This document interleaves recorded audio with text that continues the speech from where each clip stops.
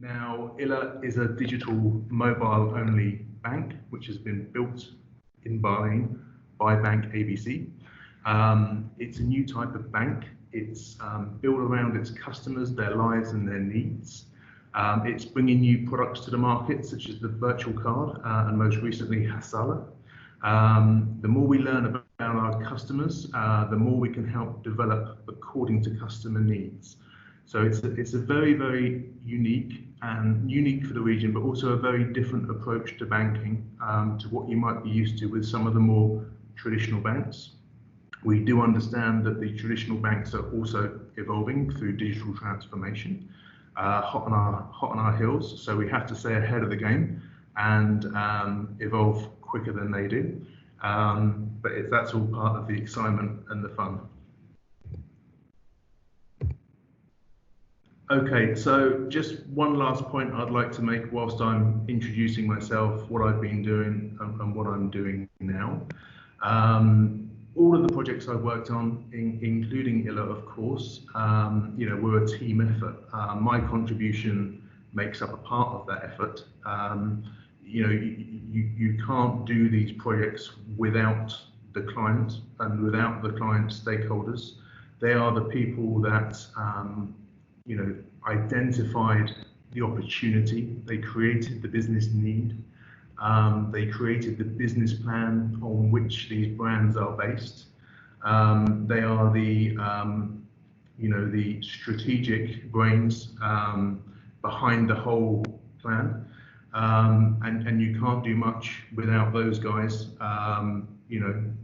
getting the creative agency involved and on board. The creative agency obviously plays a major role in everything that you see. Not just everything that you see, but how you got to what you see. We talk about business strategy a bit later and brand strategy, but brand strategy is aligned to the business strategy which those client and stakeholders have created for you. You have a number of implementation partners. These are the guys that really help you turn those assets and turn the brand into something that is visible, that you can touch, that you can experience. There's a number of different implementation partners, all doing different roles according to the requirements. In this case, in case of ILA, is a digital bank. In case of something like Emirates MBD, they had a lot of branches, so you had a lot more physical materials like signage and posters and leaflets and that kind of thing. But there's still always a requirement for implementation partners. The client marketing team, they're the people that coordinate and bring everything together between the implementation partners, the creative agencies, the clients and stakeholders, and ultimately all employees of the client. You can't have a successful brand without engaging everybody that works for the business. Everybody has to have a clear understanding of what the brand means and how we live that brand through our day-to-day activities in the office. And of course, when we're customer facing as well. So during the course of today's presentation, I'm hoping to attempt to cover what is a brand, what does a brand do, what makes up a brand, how to get started, and that's very much based on my experience working for some of these big brands in the region. I'm going to talk a bit about ILA as a kind of case study, if you like, and how we sort of bring a brand to life. And then, as Ezra mentioned, we can do some Q&A at the end. So I hope you can have some interesting questions for me, and I'll look forward to that.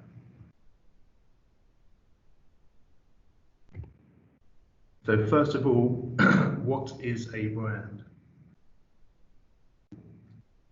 So I suppose this is where I would come back to you and ask you all what a brand was, and you would all shout out your different answers. But unfortunately, we're not living in that world at the moment, and I hope we get back to that very soon.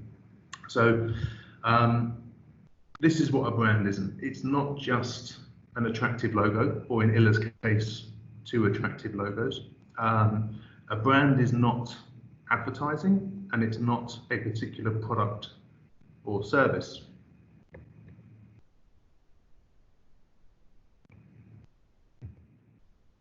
So a brand is about knowing who you are and what you stand for. It's about communicating this message clearly, and it's about living it in everything that you do. So a business should always have a clear objective, or a set of objectives on which the brand is built. The employees are often the most successful companies in the world. They actually live the brand. Examples include Apple and Google, quite obvious ones that come to mind. You know, there's certainly you can sort of do quite a bit of research about the way those companies, their ethos of those companies, and the people that work there. They're very integrated into the culture. So, you know, living it in everything that you do is really about, you know, the staff, the employees, really reflecting the brand and what it stands for. And to do that, you create an engagement plan that company employees can relate to in their day-to-day work. In terms of the communication part, we've talked already a little bit about consistent application of the brand. By that I mean the logo, the tone of voice, the colours, the instantly recognisable assets that everybody associates with your brand.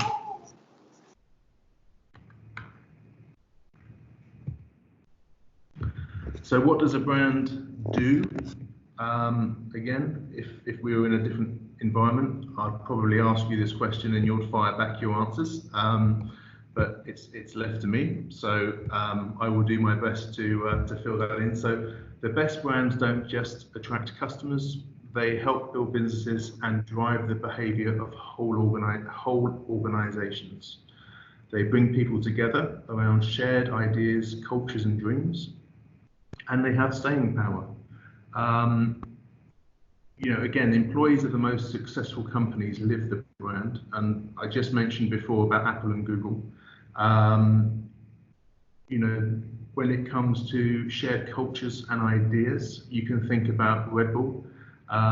It's a brand culture that people want to be part of, even though they may not consume the product itself. Harley Davidson, the motorcycle company, is another brand that's been around for years that people respond to spontaneously. They set up their own clubs, their own associations, and they associate themselves with that brand.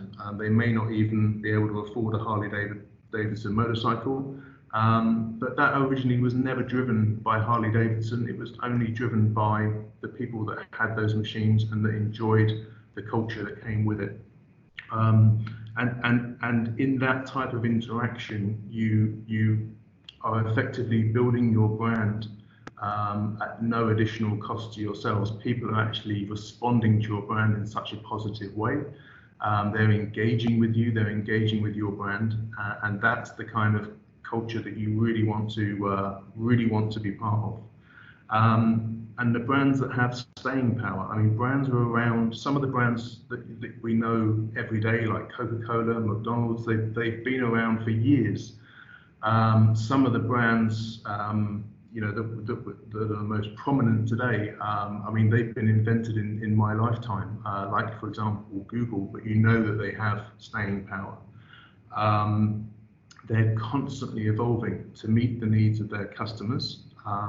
They work incredibly hard to make sure that they stay on top of their business objectives, and ultimately they're the ones that are at the forefront of our minds every time that we want to do something, or every time we want to see something, they're always there. They're the constants in our lives.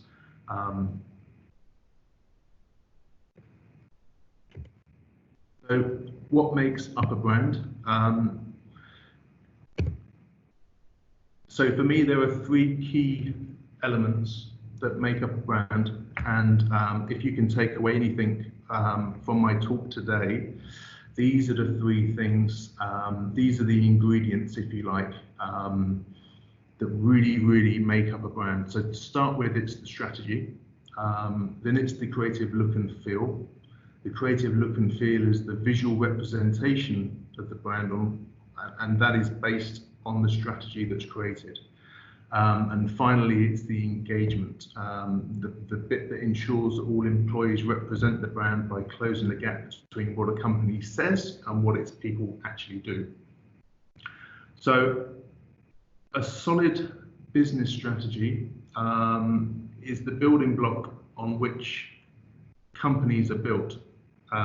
You have to have a plan. You have to understand what it is that you're doing and who you're doing it for.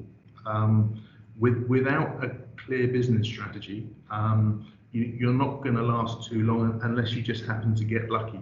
Now, a brand strategy is created to align with that business strategy. Once that brand strategy is developed in line with the business strategy, then you can start looking at the creative, because the creative is a reflection of the brand strategy only. And then you have to sell it to everybody that works in that company so that they understand, they live it, and they want to be a part of it. So a brand strategy aligns to a business plan, ensuring that it reaches the target customer base. It's the research that has to be completed and contextualized prior to any creative execution.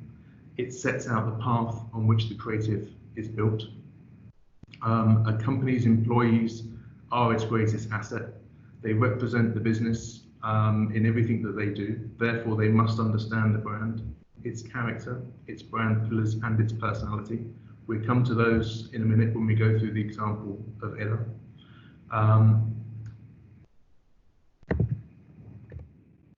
So how do you get started? I'm going to take you through a typical process that will be followed by a company that needs to create a brand.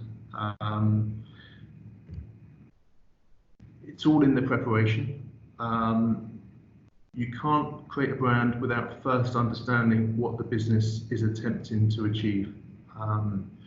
The business strategy is absolutely key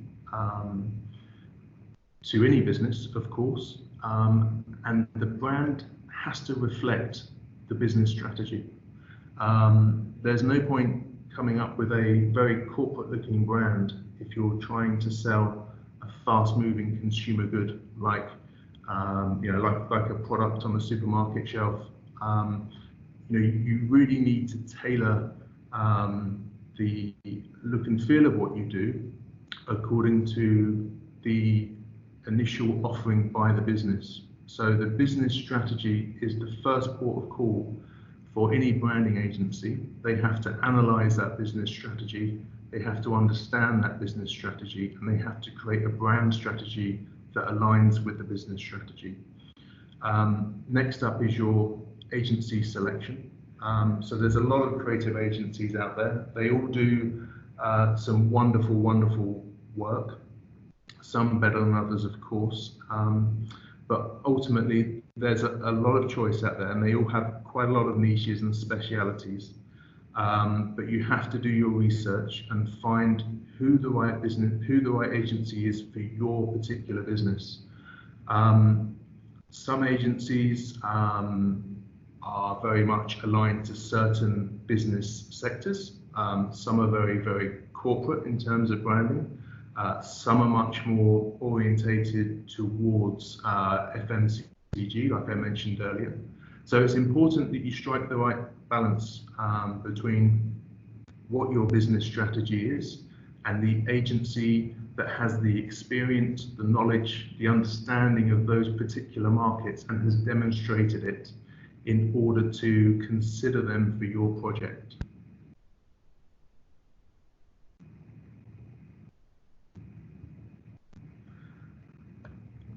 And then we would create a client RFP, a request for proposal. So this would be a detailed RFP containing information about your business, the expected deliverables from the agency, and an estimated timeline and your selection criteria. It's important to let agencies know how they're going to be evaluated. You have your perception of how you think things should be done, and they will have theirs. It's important, if they've demonstrated previously their ability to deliver a brand for something that aligns with what you're doing, it's important to listen to them and understand how they've done that in the past and why that different way of doing things compared to your expectations is important to how you evolve as a business as well. It has to be a two-way conversation. At this stage, you don't need to tell the agency everything. You're seeking a response that best meets your selection criteria, and you're not looking for the finished brand at this stage. You're setting the selection criteria, and they are responding to that. You don't need them to create the brand at this stage. You're just making sure that they have the knowledge, they have the experience, and they have the tools to do the job. Most agencies will want to meet you and present their proposals. Unfortunately, things are a little bit different at the moment, of course, but let's hope that changes soon, because some of my most enjoyable meetings have been listening and watching creative agencies present what they do, and it's one of the real highlights when you work in the marketing or branding arena. So again, all in the preparation. You have to review your proposals, presentations, and the personnel carefully. I'll come to that in a second. But again, meeting those select criteria that you've set, or offering an acceptable alternative that meets your needs. You know, we all only know what we've learned or what we've told, or we've gone out of our ways to find out. You know, there are people out there that have new ways of doing things, that have different approaches to doing things, you know, that can reap great rewards. So it's really important to be accepting alternatives to the selection criteria that you've set. You know, agencies are renowned for you know, really kind of pushing the boundaries and doing things differently. So it's really important that you listen to what they've got to say, and you know, understand that they might want to do things slightly different to the way that you propose them. And personnel relationships are very, very important. You're going to be engaged anywhere between 3 to 18 months, in my experience. So it's important not only to set the right business relationship, but also know that those key personnel are going to be involved in the project from day one, and see it through with you, because they become an extension of what you're doing. And you know, when it comes to branding, you work with one agency. Implementation and marketing projects, you can work with multiple agencies. But what you're doing here is you're building a foundation. So it's important to have one person or one agency that really understands what it is you're trying to achieve, and you build it together. Because you know, one thing that's inevitable is that things will evolve, things will change, things that you didn't ever expect to happen on day one will be different by the time you complete the project. So it's important you have someone that can evolve, or an agency that can evolve with your business. And then once you've selected your agency and you've done all the paperwork and you've agreed all the costs and the timelines, you're going to have your kick-off meeting. And it's, you know, it is the most exciting meeting of the project. Everybody's bringing their thoughts, their ideas, their plans. You know, everybody's really, really excited in that meeting, and it's always good. It's always a you know, a really kind of good high energy type of meeting where you kick things off and you finally get the project going, because because this is although you've been working on this for months, this is the start. So now I'm going to use ILA as a case study, if you like, just to sort of talk about bringing a brand to life. Let's just talk a little bit about brand strategies to start with. So you can't just sit down and draw a logo. It doesn't work like that. You know, there's a number of activities involved in establishing your brand, and these all happen at the strategic part, which is the first part of the engagement. Stakeholder interviews. You have to understand the leadership vision, the definition of the proposition, the opportunity, who is the audience, and what pain points are they experiencing. So what are you going to bring to them that makes them want to be customers of yours? What are the key challenges and threats to your business? What are the business requirements in terms of products, features, services proposed at this early stage? How do you envisage the user experience, and of course the technology overview with an app, of course, like ILA. Technology and user experience is the heart of what we do. You know, we have to create something that is going to complement those requirements. It's no good going off creating a brand that works brilliantly on TV and print, but doesn't do anything for social media and the app itself. So it's very, very important that you understand the technology alongside the business requirements. You also need to look at the competition and how the market is emerging in terms of design, and the insight into the aspirational global benchmarks. You know, we're all very, very quick to praise the way that certain brands do things, and you want to emulate that. You want to be creating something that, you know, really pushes the boundaries and gets you noticed. You know, you obviously have a understanding of the competition in your local market, just purely by being here and being a user perhaps of some of the other local apps or local banks in our case, but really you're trying to understand, okay, so that's what happens locally, but who's doing what? You know, who's doing the best job overseas as well? Who's creating the best digital banks in Australia or in America or in Europe? So it's really important to make sure that your creative agency does their research and really understands what's going on in those markets. You need to study things like the brand architecture, so the relationship between, in our case, Bank ABC and the digital bank. Bank ABC didn't offer any retail banking here in Bahrain before we launched ILA. But of course, Bank ABC has a very solid foundation here. It's been in Bahrain for nearly 40 years, and it's a very well-known, established business.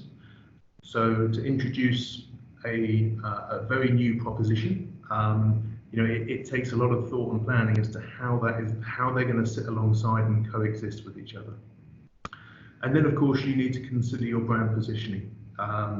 So the visual assets that represent the brand and its intended theme. So once you've established your brand strategy, what does all this add up to? Well, of course, you start off with your project objective. In our case, it's the project objective is for a new brand, and the brand was, you know, the objective was to develop a brand for a new, modern, customer-centric, tech-savvy digital bank. We defined the brand's character, which we considered to be naturally smart, empowering, open banking, mobile generation, frictionless, navigating, end-to-end solutions, collaboration, networking, and the bank that's not a bank. We don't want to be perceived as just another high street bank. We want to offer something different to our customers. And that is very, very important to us in everything that we do and the way that we develop.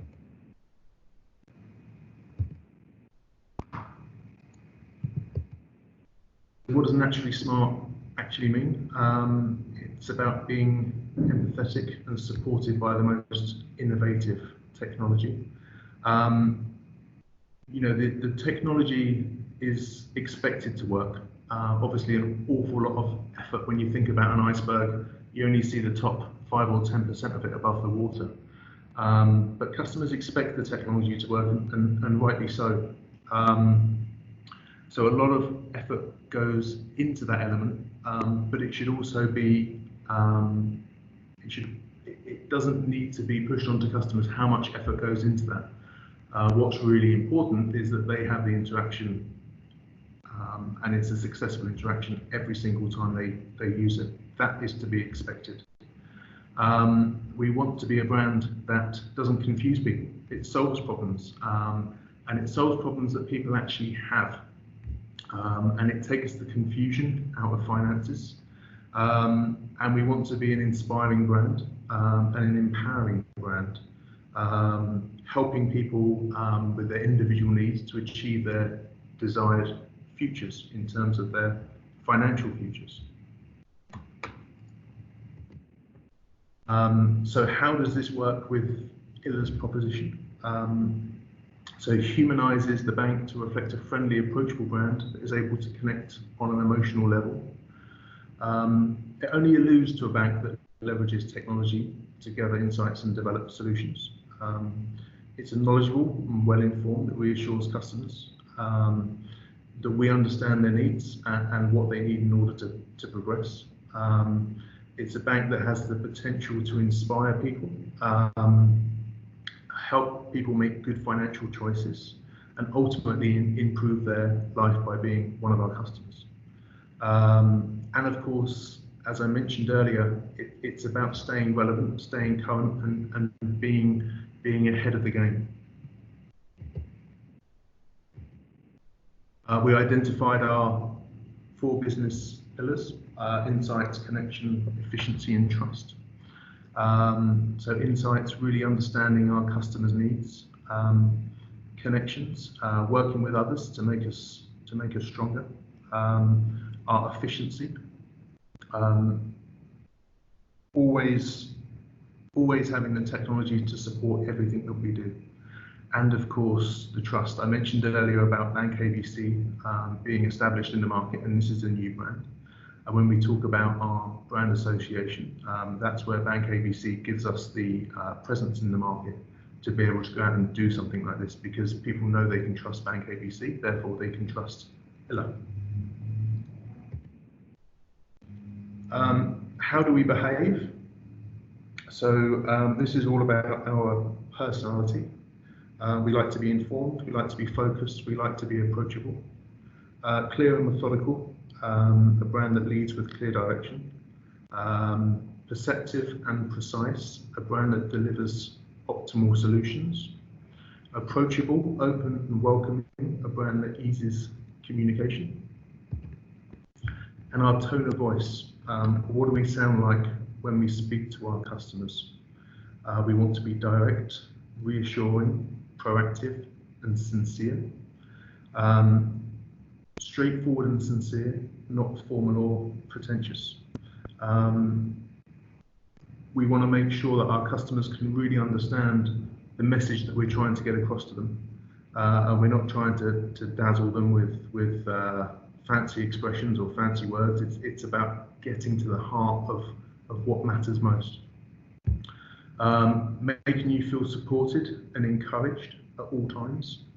Proactive, the energy and in the solutions that we provide, and sincere, not being flippant, dramatic or bold, but conveying feeling, empathy and humour when necessary. So what does this all mean for the visual communication? I'm sure most of you are familiar with the brand already. I showed the logos earlier, but bold, energetic, expressive. Our messaging, focusing on the business function and emotional benefit. Relatively light-hearted, but Also, you know, I mentioned earlier about behind the scenes, the processes and understanding so that we are knowledgeable. Our experience focusing on immersive sensory experiences for customers. The technology plays a strong role in bringing the brand to life, but is not the sole purpose of our communication. And a rewarding experience. We want to be that brand that people can really relate to and people want to be a part of. I just wanted to mention a little bit here about naming. I came across an interesting fact a few years ago, and I've always wanted to include it in the presentation. So the story goes that in 1994, Jeff Bezos purchased the domain name relentless.com and briefly considered naming his online store Relentless. Ultimately, he settled on Amazon. Obviously, the rest is history. The question remains, had he called it Relentless, would it be any less successful today? The point I'm trying to make with that is that we spend an awful lot of time poring over names. Now, once a customer or a prospective customer is familiar with your name, how much more do you think that they would think about it? I think it's always good to have a name that ties in with your business strategy and ties in with what you want to do. But you know, we considered an awful lot of names before we settled on ILA. We did an awful lot of research in the market to make sure that that name was what people would respond to. And you know, it took up an awful lot of time. But when you think about the success of Amazon and the fact that just weeks before it launched, they were going to call it something completely different. Google is another one. It's now actually a verb in the English dictionary, Oxford English Dictionary. So for any brand name, that's the ultimate accolade. You know, we no longer talk about searching online, we talk about Googling. We say it to our friends all the time when they ask us a question, and we just turn around and say, Google it. You know, that wasn't a word that existed when I was at university like you guys are today. So just a little bit of food for thought there in terms of naming. When it came to the ILA name, we were inspired by the Arabic word for two. The name is symbolic of movement towards goals and ambitions. It reflects forward thinking.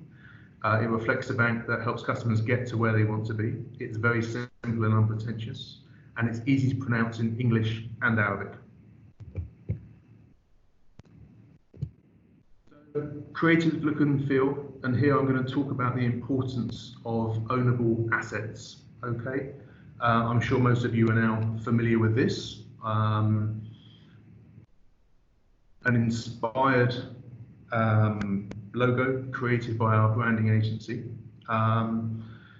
You know, they managed to come up with the Arabic word ila,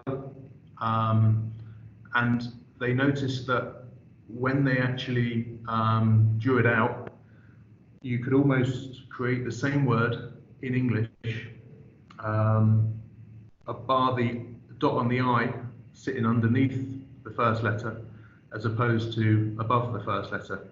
And you know, quite honestly, this for me was one of the most exciting parts of the journey. So the logo is built around reflection. You know, we've talked we talk a lot about being the bank that reflects you. I'll come on to the tagline in a minute. It's not just about the logo reflecting. It's about understanding your needs as a customer and responding to those needs. So the more we understand about you, the more we can build a bank around you. And that's what banking that reflects you really means. The fact that our logos reflect is a very happy consequence. So banking that reflects you is our tagline. It was created out of the naturally smart character that we talked a bit about earlier, and it's about understanding and developing a bank that reflects our customers' needs. And that's what it's really about, understanding our customers and building a bank that they can actually understand and relate to and develop with. when we talk about ownable assets, we talk about the logo, we talk about our tagline, we talk about things like colour. Anybody that's engaged with ILA so far will be familiar with our green and our blue, I'm sure. White is a core colour of any brand. But these are ownable assets. These are things that people start to associate with us instantly. Our font as well, so this is the typeface that we use in our communications. We can't use this in all of our communications because there's a requirement in iOS and in Android to use open source fonts for certain elements, which are the things that we can edit and change. But this is our font in terms of our marketing materials. Our icons. Our icons are featured throughout our marketing and through our app. We also have a icon plus style. These days you create so much content across so many different channels. It's important not to lock yourself down with too many guidelines and instructions, because there's always going to be things that are trending, that are happening at the moment. There are always going to be things that you need to integrate into your brand. And of course, there's something really exciting called user-generated content. And we love sharing what our customers share with us. So, we can't expect them to adhere to our brand guidelines every time that we do something. Other assets that become instantly recognizable, treating devices in certain ways.